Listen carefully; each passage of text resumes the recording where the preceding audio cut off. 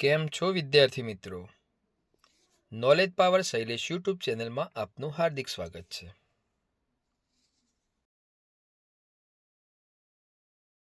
એકમ 9 ખોખા અને રેખાચિત્ર.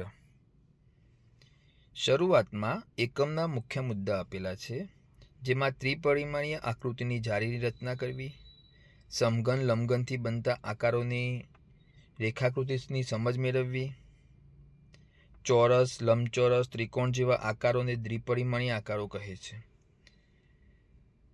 સમઘન લંબઘન જેવા આકારોને ત્રિપરિમાણીય આકૃતિ કહે છે, જેમાં લંબાઈ, પહોળાઈ અને ઊંચાઈનું માપન થઈ શકે છે. આ મુદ્દાઓની ચર્ચા આ ચેપ્ટરમાં કરેલી છે.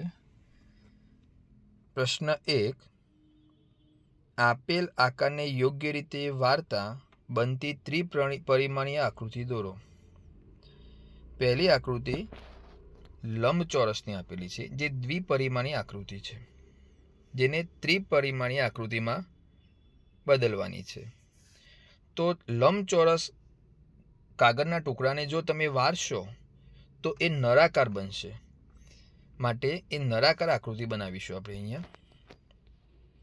બીજી આકૃતિ છે જે વર્તુળ છે અને એને 1/4 ભાગ કાપેલો છે. એને જો તમે વાળશો તો તેમાંથી શંકુ આકાર બનશે.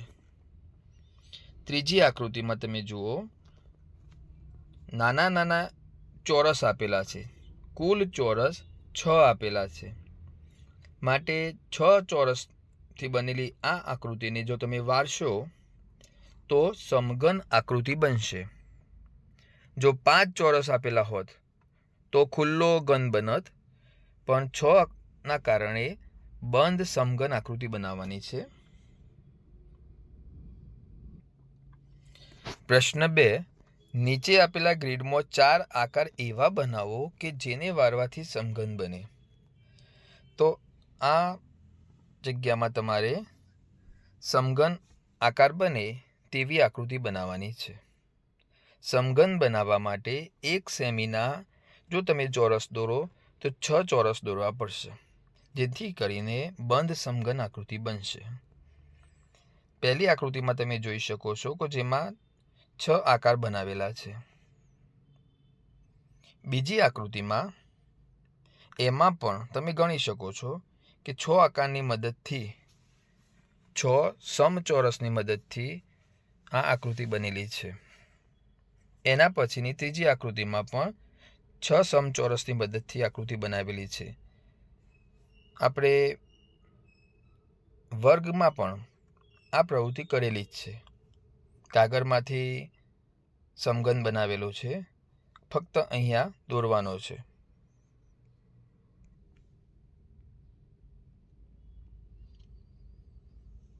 લીલા રંગથી દર્શાવેલી આકૃતિને તમે જુઓ તો એમાં પણ 6 સમચોરસ બનાવેલા છે અને એની મદદથી સમઘન આકૃતિ બની શકે છે. આ વસ્તુ પ્રેક્ટિકલ કરવાથી વધુ સમજ આવશે. પ્રશ્ન 3. નીચે આપેલા કયા આકારોની મદદથી ખુલ્લું ખોખું બનાવી શકાય છે તેની નીચે વર્તુળમાં સાચું કરો. અહીંયા જુદી જુદી આકૃતિઓ આપેલી છે. દરેક આકૃતિમાં 5-5 ખાનામાં રંગ કરેલો છે, પણ એવું નથી કે 5 ખાનામાં રંગ કરેલો હોય તેવી આકૃતિ પસંદ કરીને ખુલ્લું ખોખું બનાવી શકાય. એની રચના સમજવી પડે અને એ રચના પ્રમાણે ખોખું બનતું હોય છે. માટે બીજો જવાબ અને ત્રીજો જવાબ સાચો છે, કે જેની મદદથી આપણે ખુલ્લું ખોખું બનાવી શકીએ છીએ. ચોથી આકૃતિમાં તમે જોઈ શકો છો કે એની મદદથી ખુલ્લું ખોખું બનાવી શકાય છે, અને છઠ્ઠી આકૃતિ પણ એવી જ છે કે જેની મદદથી આપણે ખુલ્લું ખોખું બનાવી શકીએ છીએ.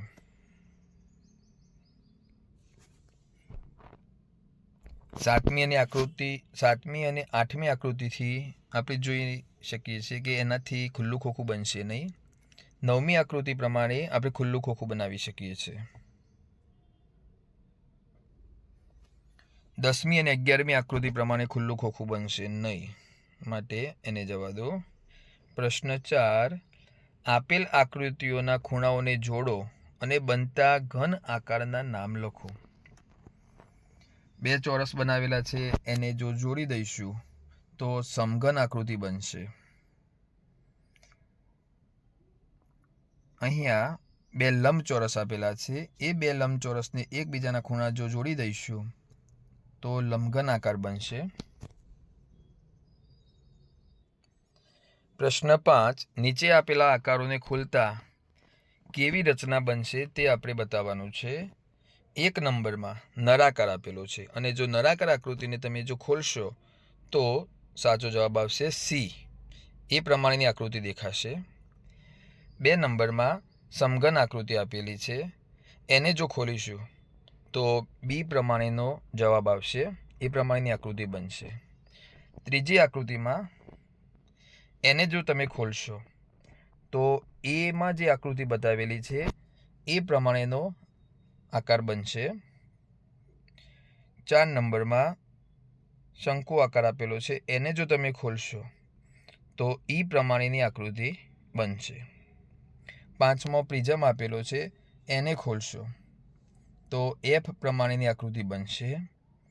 અને 6માં લંબઘન આપેલો છે, તો લંબઘન આકૃતિને તમે જોઈ શકો છો કે ડી સાથે મેચ કરીશું, એ પ્રમાણેની આકૃતિ દેખાશે. પ્રશ્ન 6, નકશાને આધારે ઘરની રેખાકૃતિ જોઈ સાચી જોડ નીચે ચોરસમાં સાચું કરવાનું છે. અહીંયા તમે જોઈ શકો છો કે ઘરની આકૃતિ આપેલી છે અને નકશો આપેલો છે. નકશામાં 3 બારી બતાવેલી છે. બાજુમાં 2 ઘરના ચિત્રો આપેલા છે. એમાંથી કયું ઘર સાચું છે નકશા પ્રમાણે એ આપણે જોવાનું છે. તો વાસ્તવિક ચિત્રમાં તમે જોઈ શકો છો કે પહેલું જે ઘર દર્શાવેલું છે એ નકશા પ્રમાણે લાગે છે.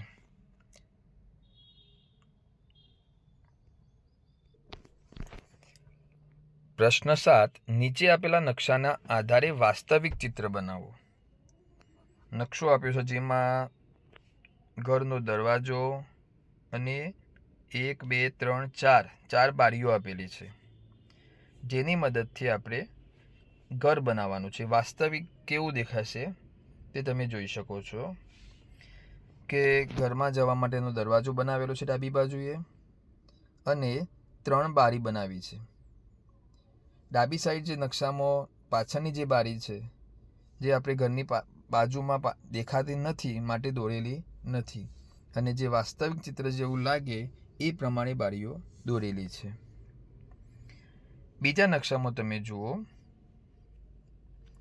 જેમાં ઘરનો દરવાજો બનાવેલો છે અને ઘરની 1 2 3 અને 4 બારી દોરીને આપેલી છે. તો ધ્યાનથી જોઈને આપણે એ પ્રમાણેનું વાસ્તવિક ચિત્ર દોરવાનું છે કે જેમાં ઘરનો દરવાજો પણ હોય અને બારીઓ પણ દેખાતી હોય. ઘરના પાછળની બાજુની બારી આપણે આગળથી જોઈ ના શકીએ માટે દોરેલી નથી, ફક્ત 3 જ બારી દોરેલી છે. પ્રશ્ન 8, નીચે દિવાશ્રીની પેટીઓની બનેલ પુલ અને તેની ઉપરની બાજુએથી સામેની બાજુએથી જોતા તે કેવો દેખાશે તેનો ચિત્રો આપેલા છે, તેને યોગ્ય રીતે જોડવાના છે. તો આપણે ચિત્ર જોઈ સામેની બાજુથી, બાજુમાંથી, ઉપરથી કેવી દેખાશે, પુલ કેવો દેખાશે તે આપણે જોડીએ. 1, બાજુએથી. પુલને તમે જો બાજુમાંથી જોશો તો કેવો દેખાશે? તો બાજુમાંથી જોઈશું તો બી પ્રમાણેનો પુલનો થાંભલો આપણને દેખાશે. જો પુલને ઉપરથી જોવામાં આવે તો ઉપરથી જોતા સાચો જવાબ આવશે સી. સીધી પટ્ટી ટાઈપનો, ઉપરથી પટ્ટી ટાઈપનો આપણે જોઈ શકીએ છીએ આડો.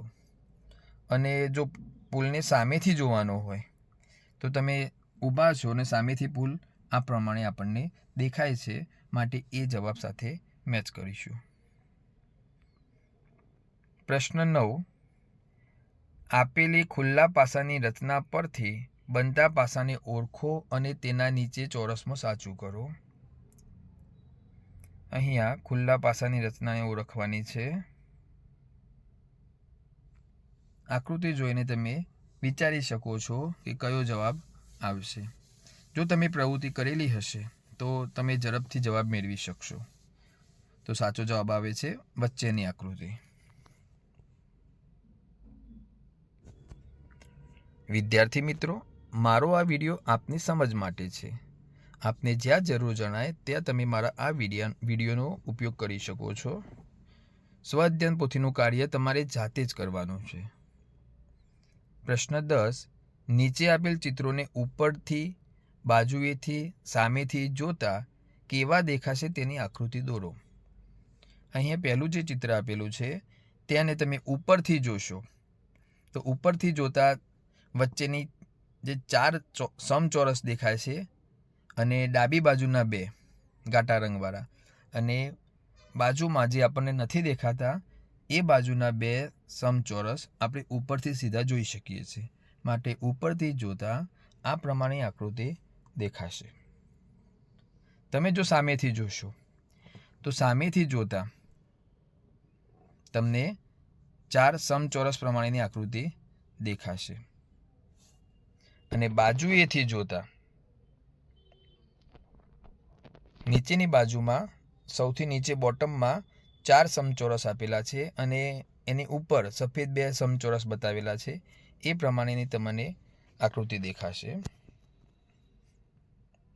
બીજી આકૃતિમાં આકૃતિને ધ્યાનથી જુઓ, પછી તમે એનો જવાબ આપી શકો છો.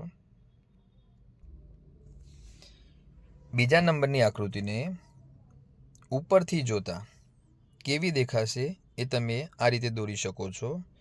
તમારે જો ઘરનું છત જોવાનું હોય અને ઉપરથી જો જોવાનું હોય તો ઉપરની બાજુ જ દેખાતી હોય છે. એવી રીતે આ આકૃતિમાં પણ ઉપરથી જોતા આ પ્રમાણેની દેખાશે. સામેથી જોતા તમને એલ આકારની આકૃતિ દેખાશે અને બાજુએથી જોતા આ પ્રમાણેની આકૃતિ તમે જોઈ શકો છો. આગળની આકૃતિ ઉપરથી જોતા આ પ્રમાણેની દેખાશે. આકૃતિ કેવી સ્થિતિમાં દોરેલી છે એ પ્રમાણે સામેથી, ઉપરથી ને બાજુથી જોતા અલગ અલગ દેખાય છે. સામેથી જોતા તમને એલ આકારની દેખાશે અને બાજુએથી જોતા લંબચોરસ ટાઈપની તમને આકૃતિ આડી દેખાશે. છેલ્લી આકૃતિ જુઓ તમે કે જેને ઉપરથી જોતા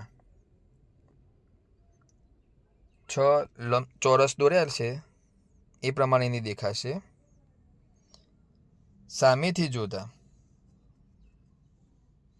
વચ્ચેની આકૃતિ તમે જોઈ શકો છો એ પ્રમાણેની દેખાશે અને બાજુએથી જોતા 3 સમચોરસની મદદથી બનેલી આકૃતિ તમે દોરી શકો છો એ પ્રમાણેની દેખાશે. આકૃતિને ધ્યાનથી જોવાની અને વિચારીને દોરવાની. પહેલી આકૃતિને તમે ધ્યાનથી જોઈને ઉપરથી, સામેથી અને બાજુએથી કેવી દેખાશે તે તમારે દોરવાની છે. બધી જ આકૃતિઓ સેમ જેવી દેખાય છે એ પ્રમાણે તમે દોરી શકો છો. બીજા નંબરની આકૃતિને જુઓ કે જેને ઉપરથી જોતા લંબચોરસ પટ્ટી જેવું દોરેલું છે એ પ્રમાણેની દેખાશે. સામેથી જોતા આ પ્રમાણેની દેખાશે અને બાજુએથી જોતા ઊભી પટ્ટી ટાઈપની આપણને આકૃતિ દેખાય છે. આગળની આકૃતિ જુઓ, એને પણ ઉપરથી જોતા આ પ્રમાણેની દેખાશે. સામેથી જોતા વચ્ચેની આકૃતિ છે એ પ્રમાણેની અને બાજુએથી જોતા કેવી દેખાય છે તમે જોઈ શકો છો. ધ્યાનથી જુઓ, એ પ્રમાણેની આકૃતિ તમારે દોરવાની છે. આ આકૃતિમાં ઉપરથી જોતા જે ઘાટો રંગ કરેલો છે એ તમે ઉપરથી જ્યારે જોશો ત્યારે એ વસ્તુ જ દેખાશે. માટે એ પ્રમાણેની આકૃતિ અહીંયા બનાવેલી છે. સામેથી જોતા આકૃતિની સામેની બાજુથી જોતા આપણને જે પ્રમાણે દેખાય છે તે તમે ધ્યાનથી જુઓ. એ પ્રમાણે આકૃતિ બનાવવાની છે અને બાજુએથી જોતાં આ પ્રમાણેની આકૃતિ દેખાશે. છેલ્લી આકૃતિ પણ તમે ધ્યાનથી જોઈ શકો છો. જોઈને વિચારો અને આ પ્રમાણે તમારે ઉપરથી, સામેથી અને બાજુએથી કેવી દેખાય છે એને મેચ કરી જુઓ અને એ પ્રમાણે દોરવાની છે.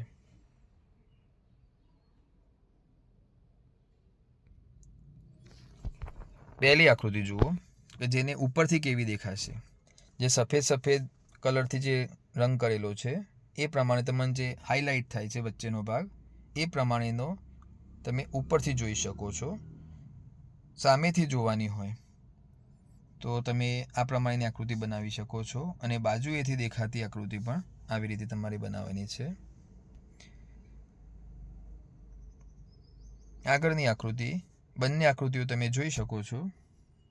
ધ્યાનથી તેનું અવલોકન કરો અને આ પ્રમાણે ઉપરથી, સામેથી અને બાજુએથી કેવી દેખાશે એ તમારે દોરવાની છે.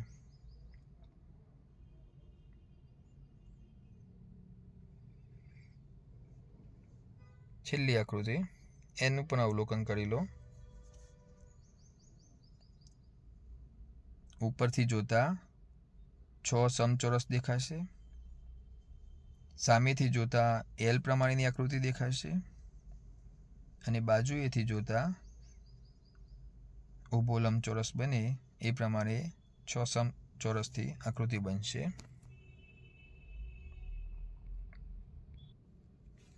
વિદ્યાર્થી મિત્રો, તમને જો મારો આ વિડીયો પસંદ આવ્યો હોય તો વિડીયોને લાઇક આપવાનું ભૂલતા નહીં અને જો ચેનલ ઉપર નવા હો તો ચેનલને સબસ્ક્રાઈબ કરી લેજો. ફરી મળીશું આવા જ નવા વિડીયો સાથે. જય હિન્દ, જય ભારત.